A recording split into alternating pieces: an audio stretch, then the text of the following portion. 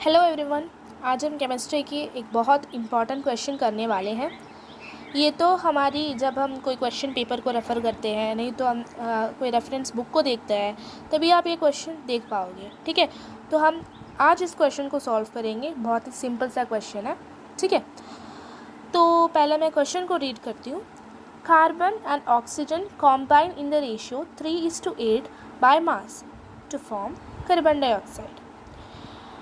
What mass of carbon dioxide will be obtained if 15 gram of carbon is burned in 50 gram of oxygen? पहले ये दो question समझते हैं। ठीक है, देखो ये क्वेश्चन में हमें क्या बोला है कि मतलब हमें जो CO2 होता है ना, कार्बन डाइऑक्साइड, उसको फॉर्म करना है। तो 3:8 रेशियो में, मतलब अगर 3x में मान लूँ, x का मतलब होता है कितना भी, वेरिएबल है ना, और 8x में मान लूँ कितना भी हो सकता है।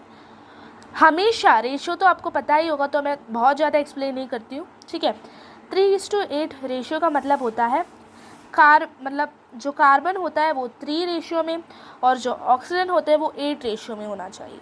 इतना बात समझ में आ गया? तो हमेशा ऐसे नहीं कि 3 ग्राम 8 ग्राम, ऐसे नहीं है, कुछ भी हो सकता है। एक्स में एक्स से जब हम मल्टीप्लाई करेंगे तब वो ग्राम किलोग्राम सब कुछ में आ जाता है। ठीक है, मतलब 3:8 रेशियो में होना चाहिए, वो तो आपको पता ही है, वो ठीक है। अभी देखो हमें क्या बताया हुआ है कि कार्बन डाइऑक्साइड हमें 15 ग्राम है, मतलब सॉरी, कार्बन है हमारे पास 15 ग्राम। ठीक है, और जो ऑक्सीजन है वो हमारे पास है 50 ग्राम। लेकिन पहले समझो कि कार्बन 15 ग्राम है, वो पक्का 15 ग्राम ही है, क्योंकि हमें बोला है, बर्न किया है वो 50 ग्राम ऑक्सीजन में। लेकिन ये क्या हमें एश्योरेंस नहीं है कि जो 50 ग्राम ऑक्सीजन वो इतना चाहिए, ऐसे नहीं है। ठीक है, तो 50 ग्राम कभी कभी इससे ज़्यादा भी चाहिए, कभी कभी इससे कम भी चाहिए, तो हमें नहीं पता कितना चाहिए। ठीक है, तो पहले वो हम निकालेंगे कि कितना मास ऑफ ऑक्सीजन हमें चाहिए, ताकि हम इसको, ये कार्बन को ऑक्सीजन में बर्न कर लें, ताकि कार्बन डाइऑक्साइड फॉर्म कर ले। ठीक है, तो पहले उसको निकालेंगे, मतलब ऑक्सीजन का मास निकालेंगे। अगर ऑक्सीजन का मास निकल गया तो हम क्या करेंगे, ऑक्सीजन का मास के साथ हम कार्बन का मास को ऐड कर देंगे, मतलब 15 को ऐड कर देंगे, तब हमें आ जाएगा वो कार्बन डाइऑक्साइड का मास, है ना।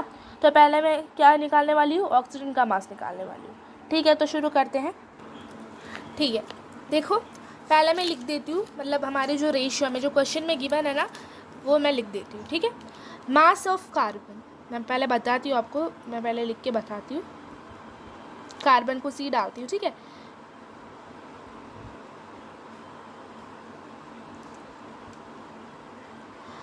मतलब दोस्त देखो यहाँ पे हमें mass of carbon divided by mass of oxygen जब हम लिखते हैं, वो रेशियो हमें दिया हुआ है 3:8, नहीं तो 3/8, है ना। रेशियो का मतलब होता है डिवीजन का साइन ही। ठीक है, तब इसका जो ये सच में हमें दिया हुआ है क्वेश्चन में, है ना, कार्बन और ऑक्सीजन का मास का रेशियो होता है 3:8। क्लियर? हमें इसमें से निकालना है मास ऑफ ऑक्सीजन, लेकिन कैसे निकालेंगे? देखो मैं करती हूँ इसको उल्टा। ठीक है, मतलब मास ऑफ ऑक्सीजन को मैं उल्टा लिख दूँ, मतलब देखो मास ऑफ ऑक्सीजन लिख दूँ, उल्टा करके मास ऑफ कार्बन लिख देती हूँ ना। ठीक है, और इसको मैं लिख सकती हूँ, लेकिन अगर इक्वल टू के LHS साइड में नहीं तो RHS साइड में कुछ करता है, वो सेम चेंज हमें दूसरा साइड में भी करना है, मतलब इस साइड में भी मुझे चेंज करना है, तो मैं इसको भी चेंज करके लिख देती हूँ, कोई बात नहीं। ठीक है, चेंज कर लिया, कोई कुछ चेंज ही नहीं हुआ यहाँ पे, जैसे था उसको मैं उल्टा लिख दिया, इतना ही बात। ठीक है, अभी मुझे ऑक्सीजन का मास निकालना है। क्लियर है? सिंपल सा बात है। क्या करना है मुझे, अभी मास ऑफ ऑक्सीजन लिख देना है यहाँ पे, और हमें पता है रेसिप्रोकल नहीं, अगर साइन है तो साइन चेंज करेगा, नहीं तो डिवाइड किया है तो वो मल्टीप्लाई हो जाएगा, वो सब कुछ हमें पता है। तो हम यहाँ पे तो 8/3 लिखा हुआ था, मल्टीप्लाई कर देंगे मास ऑफ कार्बन से। हमें मास ऑफ कार्बन है हमारे पास, है ना, कितना था मास ऑफ कार्बन, क्वेश्चन में दिया हुआ था 15, है ना, तो 15 से मल्टीप्लाई कर दूँ, कैंसिल, कितना आ जाएगा, 8 × 5 40, मतलब 40 ग्राम है। ग्राम तो यूनिट हमें दिया हुआ है क्वेश्चन में। ठीक है, क्लियर हो गया? अभी हमें ऑक्सीजन का मास निकल गया है ना, ऑक्सीजन का मास। अभी सिंपल सा बात है, अभी कार्बन डाइऑक्साइड का मास कितना होगा, ऑक्सीजन का मास एडेड प्लस कर दूँ मैं किसके साथ, कार्बन का मास, कितना हो जाएगा, ऑक्सीजन का मास कितना अभी मिला था हमें 40 किसके साथ में ऐड कर दो 15 को, आ जाएगा 55 ग्राम। ये तो हमारा आंसर आ गया है ना।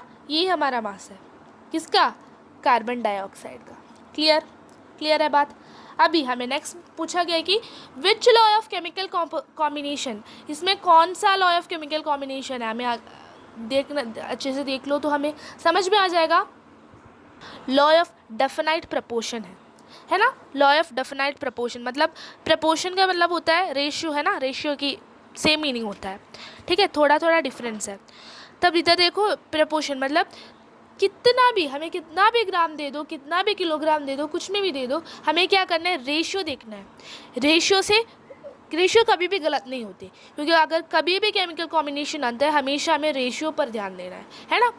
तब रेशियो पर ध्यान देना मतलब जो ग्राम हमें दिया होता है, देखो ग्राम हमें जो दिया होता है उसको हम रेशियो में कन्वर्ट करके लिखना, मतलब जो अभी हमने किया था वही सेम चीज़ हमें बताया हुआ है। 15 ग्राम में 15 ग्राम कार्बन हमें 50 ग्राम ऑक्सीजन में ऐड किया हुआ है, ठीक है। तब ऑक्सीजन का यहाँ पे रेशियो हमें करेक्ट फॉर्म में नहीं दिया हुआ है, ठीक है, लेकिन कार्बन का भी हमें दिया हुआ तो कन्वर्ट करके हमने किया था अभी, ठीक है। क्लियर हो गया, ये था। और हमारी जो लॉ यहाँ पे था वो है law of definite proportion, definite proportion, law of definite proportion, ठीक है। सिंपल सा क्वेश्चन था। Bye bye.